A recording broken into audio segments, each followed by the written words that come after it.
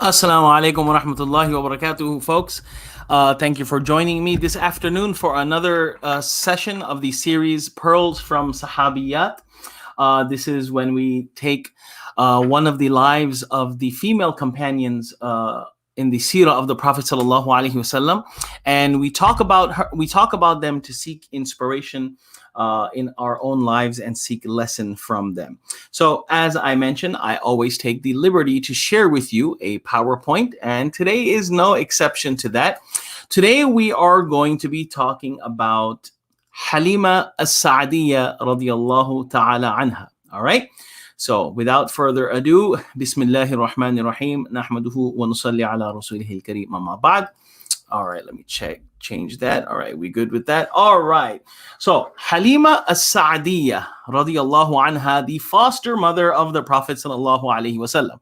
Now, before we get into her life and her story, or what we know of her life and story in the seerah of the Prophet sallallahu alaihi wasallam, the reason I chose to talk about Halimah Al-Sa'diyah radiyallahu anha, because this is the month of Rabi'ul Awwal. And when we talk about the month of Rabi'ul Awwal, by far the most significant and greatest event that happened in the, not just the life of the Prophet sallallahu alaihi wasallam, or as far as seerah is concerned, the most significant event that had a universal, not just global, but a universal impact as far as the timeline of this world is concerned, is the birth of the Prophet sallallahu alaihi wasallam. So, Halima radiallahu anha played a very important role for the first 4 years in the Prophet sallallahu alaihi wasallam's life. So, we're going to learn about her. What is a foster mother? We're going to learn about all of these things. What were the traditions? And I'm going to share with you. We are also going to be visiting the battle against Hawazin and Thaqif underneath the umbrella of this discussion. Now, who was Halimah Sa'diyah radiyallahu anha? So first of all, Halima radiyallahu anha, Halimah Al-Sa'diyah, her husband was Al-Harith ibn Abdul Uzza. Okay, she had a son by the name of Abdullah, and she had 2 daughters. So Halima had 2 sons, 1 son and 2 daughters. Abdullah, and the daughters were Unaysa and Ash-Shayma. She was known as Ash-Shayma. Her real name was Hudafa. She was the daughter of Abu Dhu'ayb. So when we talk about the seerah of Halima radiallahu anha, you're going to hear Bint Abi Dhu'ayb. She is the daughter of Abu Dhu'ayb. Abu Dhu'ayb's name, her dad's actual name was Abdullah ibn Harith. They were from the tribe of Banu Sa'd. This is where we get As-Sa'diyah from. So whenever we hear Halimah As-Sa'diyah, she is from the tribe of Banu Sa'd ibn Bakr. Okay. Now, this was a small sub-tribe. This Banu Sa'd, her tribe, was a part of the bigger tribe, larger tribe known as Hawazin, which was located outside of Makkah. Now, this is a map image of Makkah, and to your right, you see Ta'if. Okay, so the highlighted area with the star is Makkah. You see Ta'if. Right above Makkah, on the northeast corner, you see this little city right here. I don't know if you could see my cursor, but Al-Ji'irana. Keep in mind this location as we unfold her story. So this is Makkah, this is Ta'if. The tribe of Hawazin was located in between this. So she didn't live too far from Makkah. All right. Now, here is where we talk about fostering. Okay, what is she was the foster mother of the Prophet Sallallahu Alaihi Wasallam. So let's understand this. And this is going to help us understand not just the relationship Halima had with the Prophet Sallallahu Alaihi Wasallam, but also in Islam, we have the aspect of brotherhood or sisterhood or family relationships, just like we have blood brothers and sisters related by blood or related through marriage. For example, we also have a relationship in Islam called foster relationship, milk brothers, okay, nursing brothers or sisters. Now, the custom of breastfeeding babies by women who weren't the biological mom and allowing their babies to go out into the desert area, this was considered a perk, okay? Not everyone in pre-Islamic or post-Islamic Arabia, for that matter, would practice this. This was a perk. It was reserved for the elite, for the people of high status. And this was a status symbol, okay? And obviously, when we talk about Quraysh, they were the head honchos in the Arabian Peninsula. They had the stronghold of Makkah. People would all direct their attention to Makkah during Hajj. So Quraysh, they were considered the nobility. They were considered the elite. So this is something that they would practice, okay, as a part of their tradition. Now, why would a mother send her child to someone else outside the city for nursing? Well, one of the reasons was the pure environment that the desert setting had to offer. They wanted their child to be raised in a pure, healthy environment. Now, when we talk about mortality, infant mortality, right? I read this, I came across this paper where till not too long ago, moms or families would abstain from naming their children till a good year had passed. Child number 1, child number 2, and 3, 4. After a year, they would give the formal name or assign the name that they had in mind. Why? Because there was a high chance that this baby wouldn't make it. And, to help buffer that emotional anxiety of losing a child, they just would abstain from naming the child. Now, obviously, in our religion, it is in the religion of Islam, it is the haqq and right upon the parents to give their child a good name from day one, okay?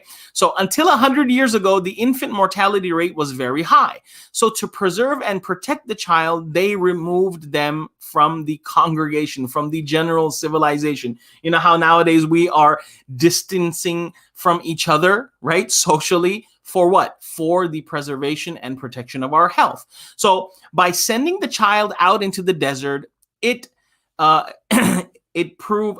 served as a protection because that limited the interaction of other people with the child. When you have little babies and you go in family, everyone wants to touch your baby and kiss your baby and pull the cheeks of your baby. And, an infant in the very early stages, at least, is very susceptible to infections and viruses. So keeping them away from the crowd increases their chance of survival. Okay. So there was that aspect. Also, Makkah being the big city also was the hub and center of many evils and vice. Okay. So getting them out of that situation was one of the reasons. What's another reason? Strength and endurance. They wanted their children to build stamina. They wanted them to get adjusted to the rough life. Now, it could be said that the life in Makkah was tough there as well, but they wanted their child to grow up in a harsher and harder environment so that they can adapt not just to the difficulties of Makkah, but to strengthen them up to face any wrench that life may throw at them. All right, number 2. Now, number 3, to prevent them from getting spoiled. Okay, they didn't want their kids to get spoiled. How could someone get spoiled in Makkah? Well, pampering relatives, okay? They will avoid all of that. Every parent knows no matter how strict you are, uncles, aunts, grandparents will pamper your child, okay?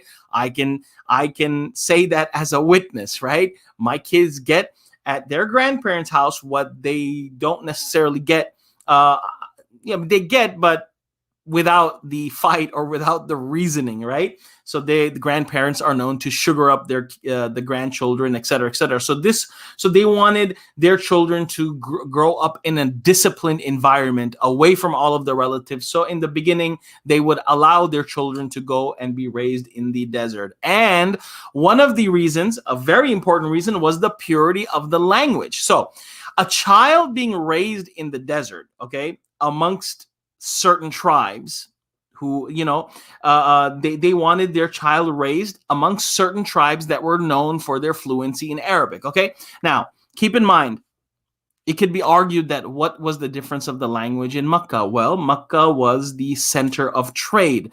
There were many people from different parts of Arabia, different nations and tribes that find themselves passing through, and this type of interaction and mixing with other cultures, with other Arabs, it causes the language to get diluted. When you think about Arabic nowadays, okay, there is a huge distinction between what is called Fusha Arabic, the Arabic of the Quran, the Arabic of Hadith, the language of Islam, and the Arabic language, which is known as Amiya, which is known as Street Arabic, Fallahi, whatever you want to call it, okay?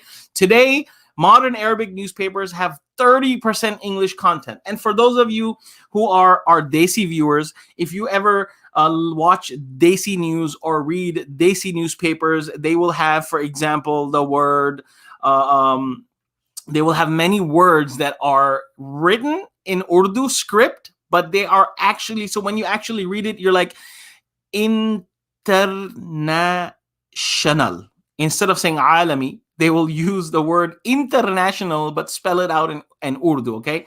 Now, one of the famous tribes known for their fluency in Arabic was the tribe of Halima, okay?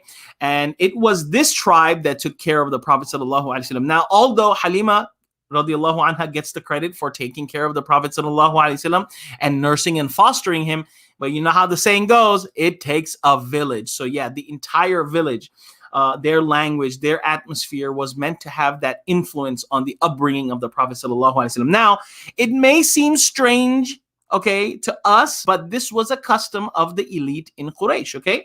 And this also showed their long-term planning. Look, Quraysh, they were in power for a while, and they had plans to stay in power for a while. How does power get sent? What happens to power? Power gets sent down. It gets passed down, okay? So they wanted to make sure that the audience that leadership would be passed down to would be strong and would have a strong command on the language. And in general, they would be tough people, all right? Tough people.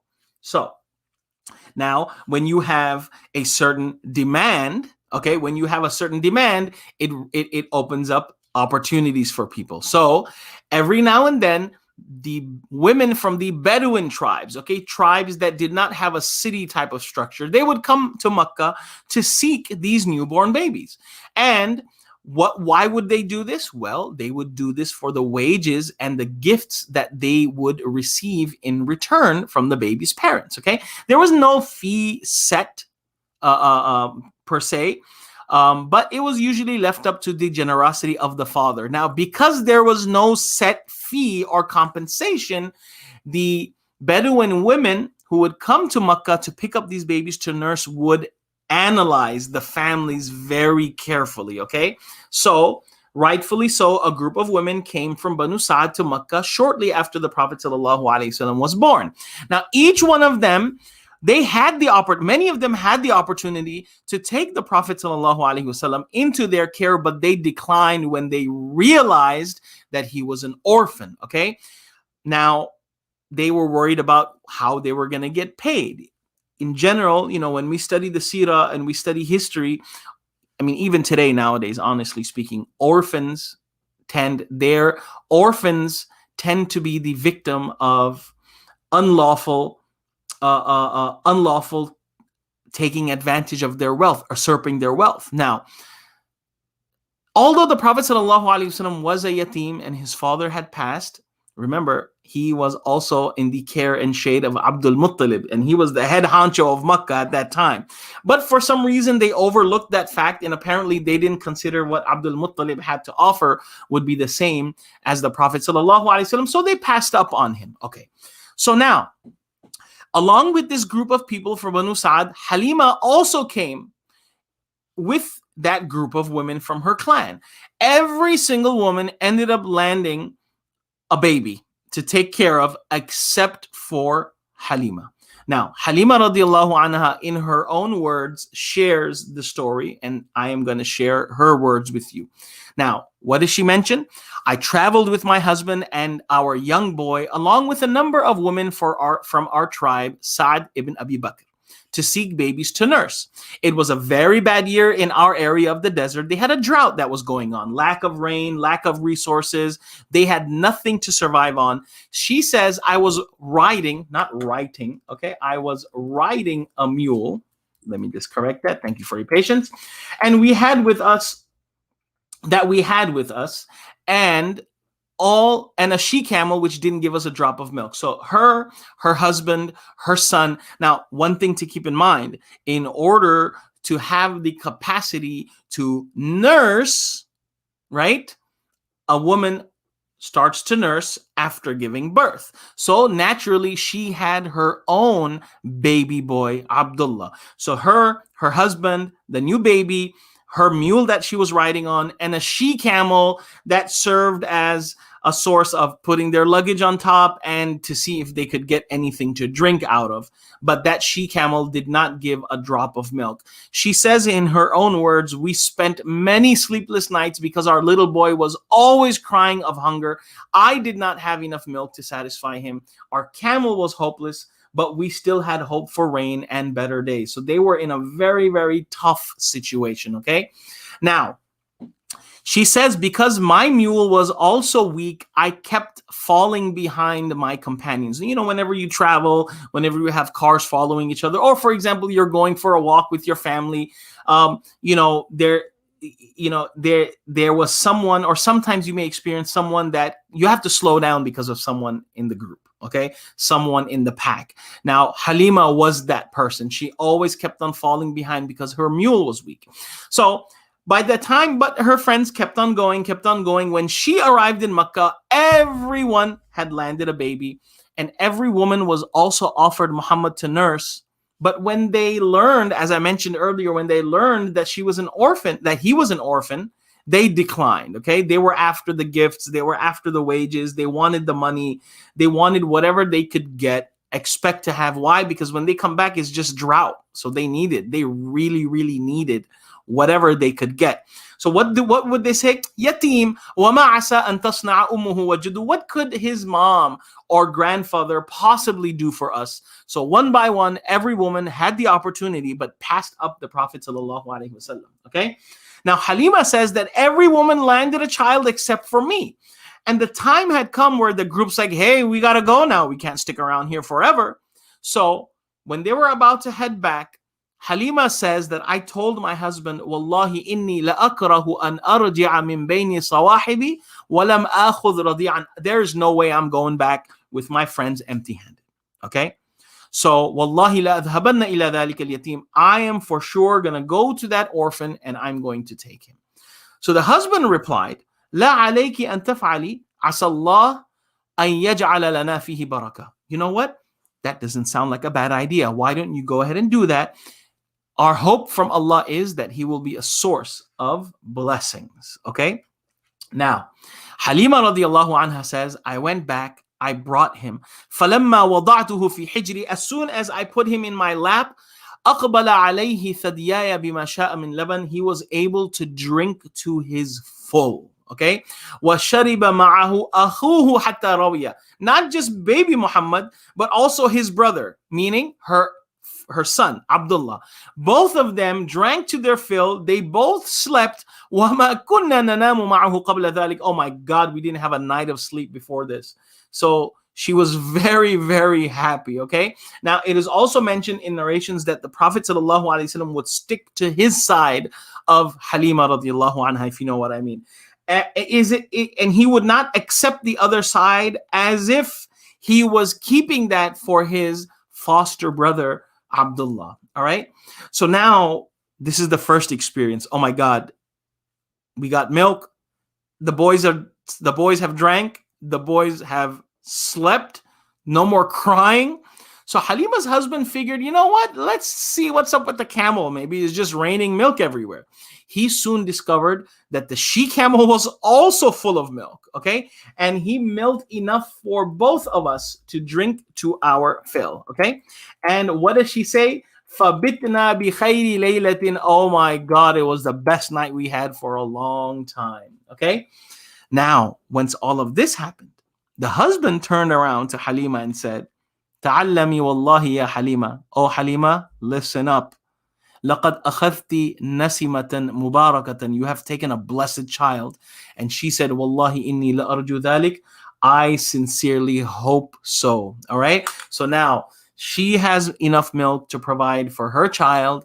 The Prophet ﷺ drank to his fill. Everybody drank to their fill, and they slept a very nice night. They had a very nice night, and they slept really well.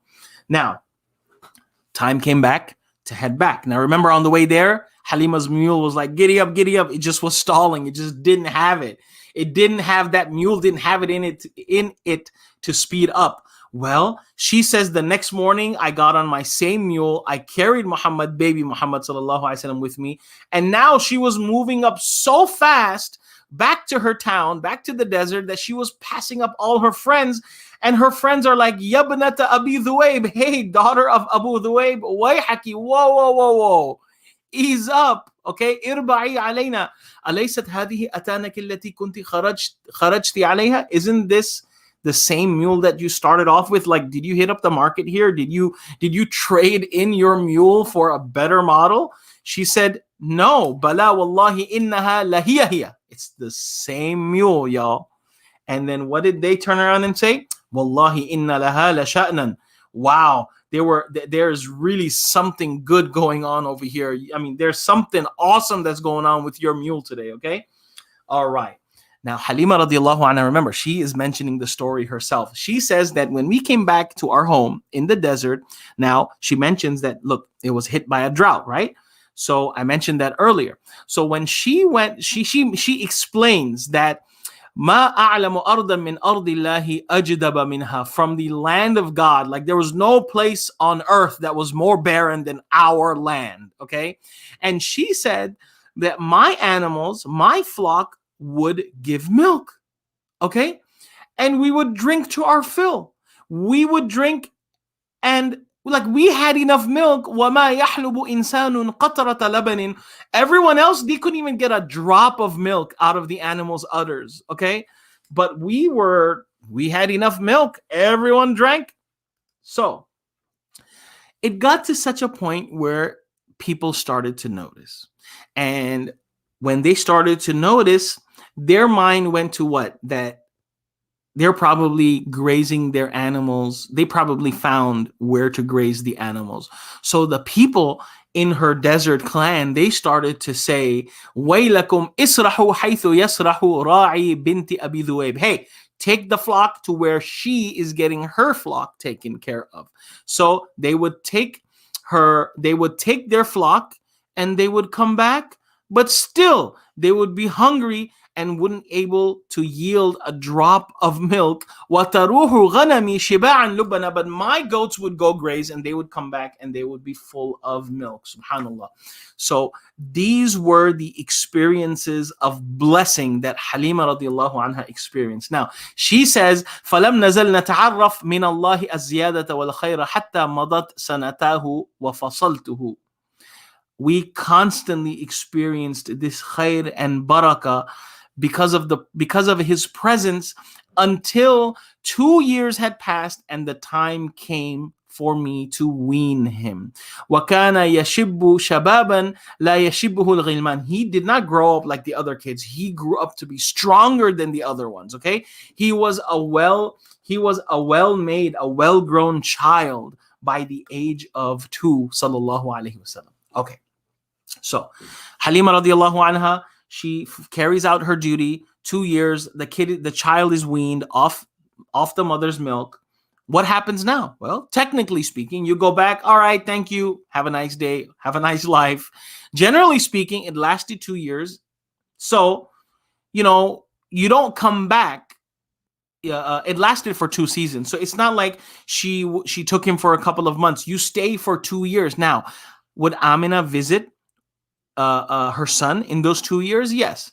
Either Halima would bring back the mothers, all of those nursing women would bring back the babies so they can meet their families and their mother, or they would go out there. So during these 2 years, okay, Halima radiallahu anha experienced such an increase in blessings that now, when the time came to return the Prophet sallallahu alaihi wasallam back, she was scared of losing him. She was scared of losing all of that barakah, all of that blessing. She had a feeling that that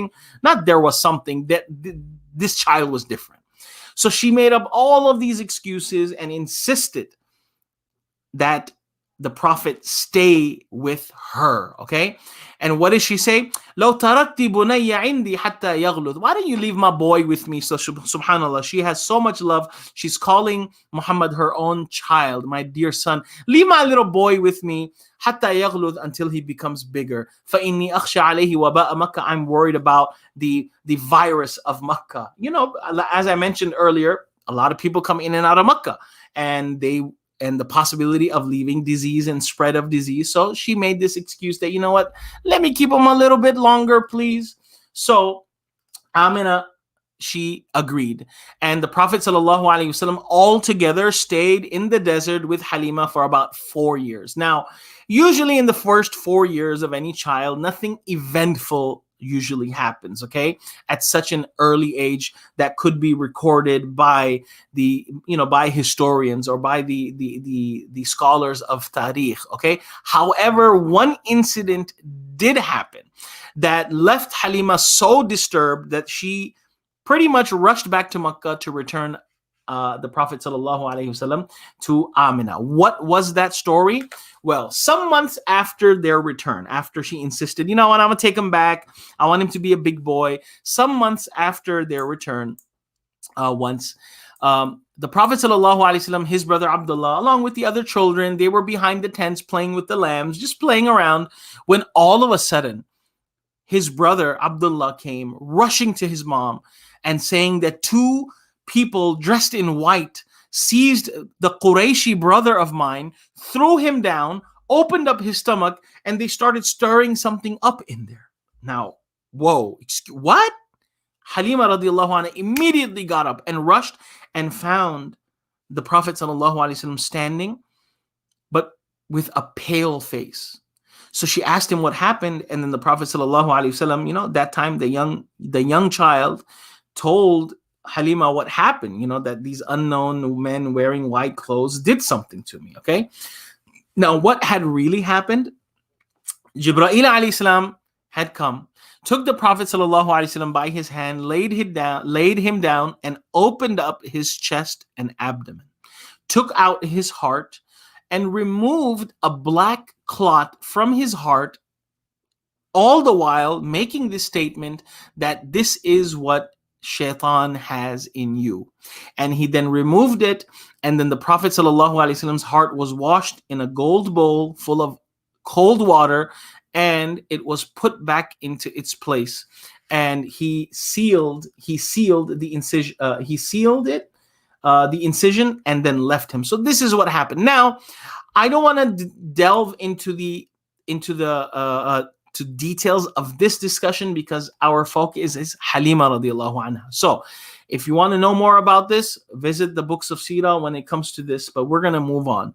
So now Halima was disturbed by this event a great deal. She spent several nights thinking about it, talking about it, and she finally reached the decision that it was in the best interest of the child and the safest course of action for her to just go back and give Muhammad back to her mom. She was expressing her fear that the boy might have been touched by an evil demon or something like that. Ma'araf shay'e. And before anything bad happens, let's just go back and return the boy to his rightful owner, the mom, Amina. Now, Amina was surprised seeing Halima bringing Muhammad sallallahu alaihi wasallam back. She's like, hey, weren't you like insisting? What happened to the virus of Makkah now? Did it just magically disappear? So Halima said that, look, there's nothing wrong with him, but we've done our duty. We've fulfilled our task. I did the best I could. I think he's better off with you. So Amina knew something was fishy, and she kept on pressing until Halima finally spilled the beans. And she mentioned what happened and expressed her concerns about this boy being affected by a demon or evil spirit. When Amina heard this, she immediately responded saying, you know what? I'm not worried about Shaitan for this boy. He is protected against him. This boy of mine will have a very renowned and bright future. And she started to share her experience with Halima. And what did she say? That one night when I was pregnant, it seemed in my dream as if a light came to me to light up a light came up to me, and in that light I saw the palaces of Syria. She also told Halima another experience, that, you know, my pregnancy was the easiest that has ever been experienced by a woman, and when I gave birth to him, he was leaning up against his arms, lifting his head up to the sky. So you know what? I'm not worried about this whole shaitan deal or him being possessed kind of deal or opinion that you're sharing with me. Thank you very much. You can go back to your people. Have a very nice life. All right. So that is how the Prophet ﷺ came back into the custody of the Prophet of his mom. Okay. Now, how do we know this? Halima radiallahu anha explains this. The Prophet ﷺ himself also mentioned this incident of his childhood to the companions, and this is how we know the story, okay, of the Prophet ﷺ. Now, Halima radiallahu anha, she was a part of the Prophet ﷺ's life for the first 4 years. What happened after that? She vanished into thin air. She never came back? No. Another incident that is mentioned in Sirah, that where Halima comes back on the radar, is during the marriage of the Prophet ﷺ. Halima radiallahu anha comes to attend, to congratulate her foster son, and as a result of this, as a display and as a gesture of compassion and generosity, these newlyweds gifted her 40 goats to take with her on the way back to her tribe. Okay, now, going back to the tribe of Halima, I feel like it's important for you to understand, and we have, let's see, we have 1, 2, 3, 4, 5, 6, 7. We have about 8 slides left that I want to share with you. I want to set up the stage with you for something that happened between the Muslims, the Prophet ﷺ and the Muslims, and her tribe, okay? Now, this takes us to the year where the Prophet ﷺ has now come back to Makkah. The conquest of Makkah is over. Now, the Fatah of Makkah, it sent a very strong message to the rest of Arabia. I mean, come on, they toppled the stronghold of Quraysh, okay? So it sent a very strong message to the rest of Arabia. However, there were still some big tribes who stood firm in opposition to the Prophet ﷺ, and one such tribe was the Hawazin clan. Now remember, Hawazin is the bigger tribe that Halima's tribe belonged to, okay? Where was this tribe? They lived in a mountainous area close to Ta'if, okay? Now what was Ta'if? Ta'if was one of the major areas in the Arabian Peninsula, which was known for the most fertile land. It was very lush. Even today, the city of Ta'if serves as a vacationing area for the people who live in Saudi and the outskirts. Okay, now not only was it known for it being fertile, but it was also home to the second largest idol in Arabia. So it was a place that people were in and out of. Now Ta'if was also, you have Hawazin, which is right outside of Ta'if. The actual city of Ta'if was home to another tribe called Thaqif. So you have 2 tribes, Hawazin and Thaqif. Both of their leaders decided to give the Muslims the run for their money, and they decided to launch an offensive against the Prophet ﷺ and the Muslims as they were still in Makkah. Okay, now the leader of the Hawazin tribe, Malik ibn Auf, he was the most active person in this alliance. He's the one who gathered everyone together for this final assault, and many tribes from the Hawazin joined. Not everyone did, but many of them did, including the tribe of Halima. That's where, remember, Halimah Al-Sa'diyah, that's where she gets her name from. So her tribe also participated in this. Now, when the Prophet ﷺ heard that these tribes were preparing to fight, he sent someone to gather information first, okay? He didn't want to just go and, this was the sunnah of the Prophet ﷺ. He would confirm things, okay? He gathered information, and he received confirmation that this Malik ibn Auf has gathered an alliance, and they have planned to march to an area, a valley called Hunayn. All right. Now, the Prophet ﷺ, when he heard about this, he also started to prepare. And on the 6th of Shawwal, the Prophet ﷺ took an army of 12,000. Now, the Prophet ﷺ had left from Medina to Mecca with 10,000. Another 2,000 added to the group after the Prophet ﷺ left Mecca and headed towards Hunain, where the tribes of Hawazin and Thaqif and all of these other allies were waiting for the Prophet ﷺ. Now, I didn't go into this detail in the slide, but there was a huge barrage of arrows that were showered on the Prophet ﷺ's army and the Sahaba and his troops. And it caused for a very chaotic situation, but eventually the tables were turned against the Hawazin tribe. Now, what happened? Most of them rushed from Hunain, which was a valley, to Ta'if, which was a well-fortified city, okay? Including the commander. They joined the tribe of Thaqif and they went into their forts.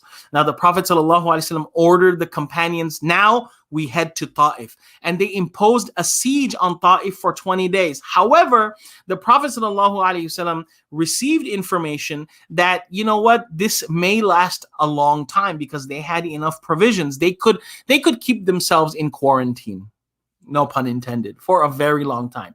So the Prophet ﷺ, and a few attempts at penetrating through their forts were not successful. So the Prophet ﷺ decided to take a different approach. Now remember, they had already met in Hunain. Now what happened in Hunain before the tribe of Hawazin retreated to Ta'if? Well, as a result of that first encounter, the Prophet ﷺ 6,000 captives were won over to the Muslim side, 24,000 camels, 40,000 sheep.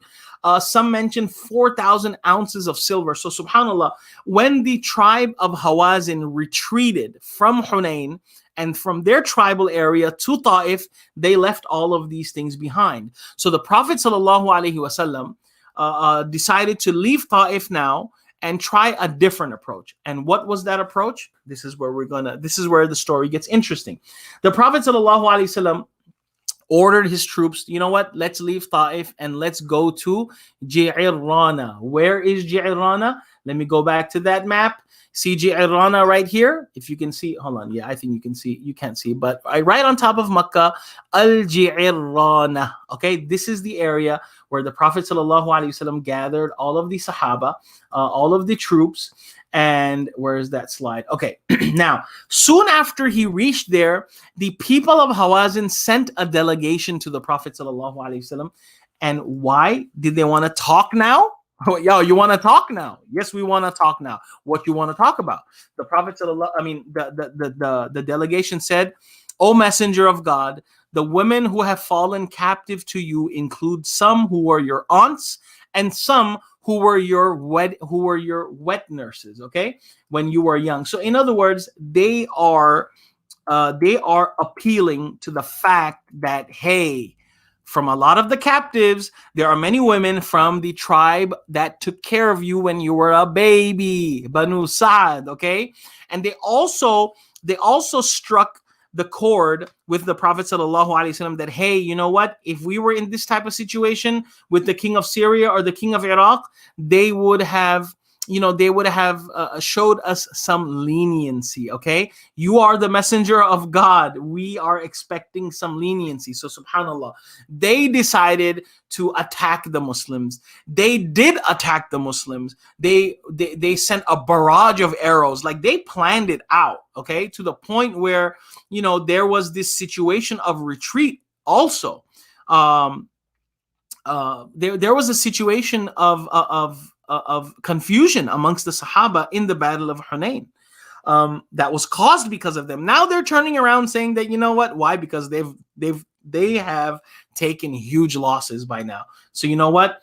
We're here to talk. We're here for some leniency.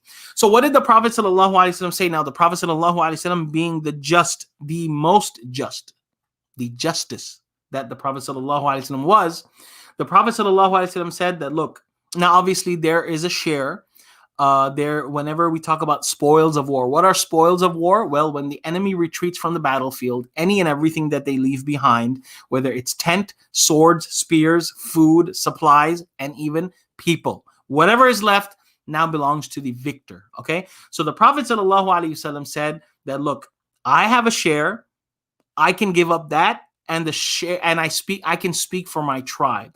But as far as others, I cannot speak for them. Why don't you wait till after Dhuhr, okay? And I will make an announcement and let's see what happens. So when the Prophet ﷺ announced after Salatul Dhuhr that what he is doing, the Muhajirin and the Ansar were like, you know what? We're going to do whatever you want. And we're on board. However, not all of the, apart from the Muhajirin and apart from the Ansar, remember, there were many people who had just accepted Islam in the conquest of Makkah, so they did not have the years of loyalty to Islam or the Prophet ﷺ that the Muhajirin and the Ansar did.